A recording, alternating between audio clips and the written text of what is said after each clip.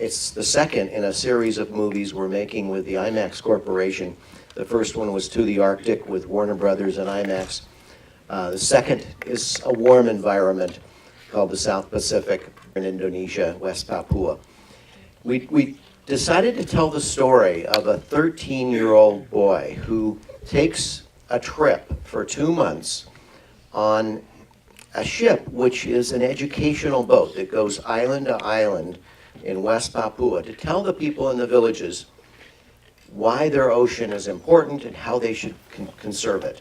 They do this through fun games and stories and songs so that it's an entertainment. So it's like every one of these villages treats this ship coming to their shores and to their village as if the circus is coming to town.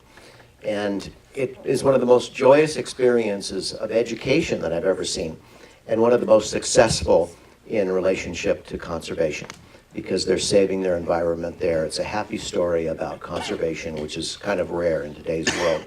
Sit back, put on your glasses, and enjoy the South Pacific. It's 40 minutes long, and then we'll talk afterwards. Thank you. How long were you there all together? We were there in 3 trips. The shooting period was probably a total of 7 or 8 weeks.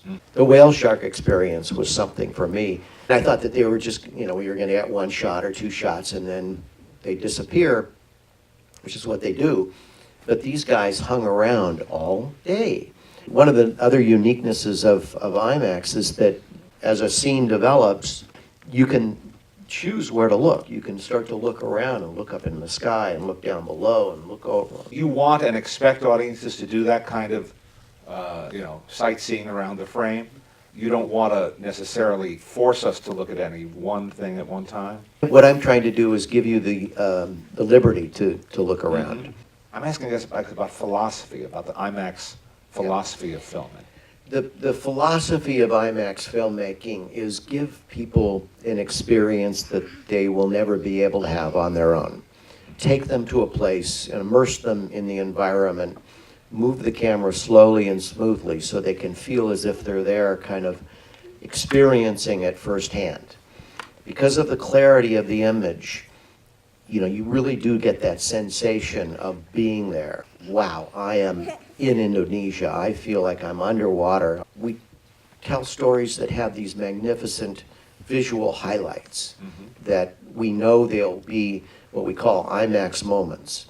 And the IMAX moment will pay off in a unique way for the audience. The IMAX system is probably going to be the last place where you'll be able to enjoy super good quality film. The IMAX film format, the projector up there is a $2 million projector.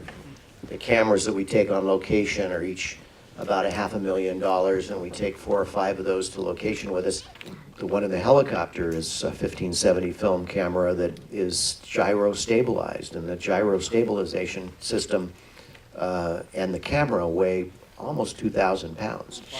It's a big struggle to make film work. Digital is a little bit easier, but it's not quite the same quality as film yet. It will be in 4 or 5 years, but today, what you saw today, which was 1570 film, every frame is 10 times the size of a conventional 35 millimeter film frames. So also 10 times the quality, far better range of color, better brightness, better 3D. But eventually the digital realm will surpass that, and all the theaters, including the IMAX theaters, will be projecting in digital. Film is the most realistic portrayal of color of anything, 100 times more than digital. Thank you so much for being here today, Greg, and for telling us a little about the making of this film.